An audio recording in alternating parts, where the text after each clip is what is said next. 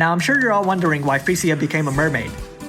Well, according to the event story, there's really no good reason.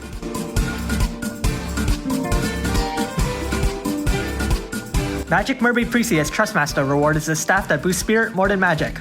It is a Trustmaster reward, so it's not too impressive in stats, but to make up for it, it's got a passive of a hefty MP regen and a good limit burst regen. Her Super Trustmaster reward is a materia that boosts equipment spirit by 200% when carrying a single weapon. It's like Remake Cloud and Pause's Super Trustmaster rewards, but spirit. Onto her active abilities. Lace Blossom gives your team a 50% physical and magical mitigation buff against Reaper enemies, and gives them a strong magic Reaper killer buff. At EX plus 3, she unlocks Aquatic Slayer, which gives your team a tremendous 160% double aquatic killer buff. Mermaid's Prayer imbues wind onto your team, boost their wind damage by 30%, and boost their wind and earth resistance by 100%. Wind Koro deals magic wind damage that chains a boating strike and scales off her spirit. Mermaid's Protection boosts your team's stats by 300%, their limit burst damage by 100%, gives them a double aquatic and Reaper killer buff, and completely floats their limit burst gauge. It also can't be used for another 10 turns, so you best make use of those killer buffs. She also has some magic spells. All of them except the Spellga can be awakened further. Waterga and Eroga are nice chaining tools, but given her stat spread, you shouldn't expect any further contribution aside from chaining. Protectga and Shoga do give useful mitigation buffs when awakened, so that's another bonus. Passives. But for Trustmaster reward or Super Trustmaster reward equip, Freesia will be able to counter. Her counter ability is decent for that matter, as her normal attack's been changed to boost your team's stats by 230% and fill their limit burst gauges by a small amount. Freesia herself also deals increased damage to aquatic and Reaper enemies, and has a nice limit burst regen each turn. She herself prefers to carry a single weapon, and also boasts a full camouflage passive too. At EX plus 2, she gets an instant limit burst. Speaking of which, let's look at her limit burst. It boosts your team's stats by 300%, their limit burst damage by 200%, and their wind damage by 35%. Her super limit burst comes with its own automatic buff, Enhancement Shift. This is really a step down from other types of shifts. All it does is fill the limit burst gauge, doesn't even buff any stats.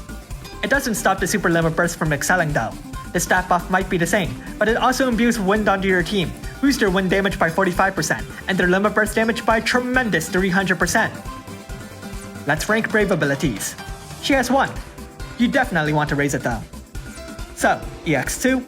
As a super limit burst user, Freesia will automatically benefit from additional EX awakenings, as it lets her use her super limit burst more often. I feel that EX plus 3 is a bit overkill though, as at EX plus 2, you'll be able to maintain her buffs with ease, so long as Freesia isn't taken out. At EX plus 2, she also gets an instant limit burst. While her Super Trustmaster reward is probably the reason you went and got her to this stage, an instant limit burst doesn't hurt. It can strengthen your team stats, limit burst damage, and wind damage. It doesn't have an imbue, but you can always just use her active ability to cover that. At EX plus 3, she gets Aquatic Slayer, which boasts the strongest aquatic killer buff for your team in the game. This is really niche, though of course it brings results when brought into a relevant fight. So how good is Magic Mermaid Freesia? She's an excellent wind supporter that can really raise your team's damage output. Wind damage goes without saying, obviously, but she also packs those limit burst damage buffs, which her greatest competitor, Bulwark, doesn't. She also has more chaining families thanks to her magic spells, but it must also be noted that she's a lot less flexible. Elemental attacks are one thing, yes, but you should also note that her 300% limit burst damage buff is also tied to a wind imbue, which may or may not be favorable depending on the fight. Admittedly, there are some units that can clear imbues, but unit review videos aren't really the place to make team compositions. Outside of her wind support, she also packs Mitigation, Dispel, 2 strong elemental resistance buffs, and niche Reaper tools, though you should note that the killer is pure magic.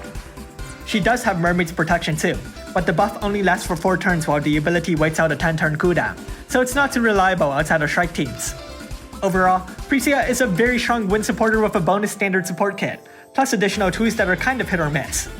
Interestingly, this makes this mermaid a throwback to the Esper boosted support units, though they had a brave shift with a small cooldown, and as Freesia is mainly a support unit, equipment woe shouldn't be an issue as it is for many super limit burst damage dealers.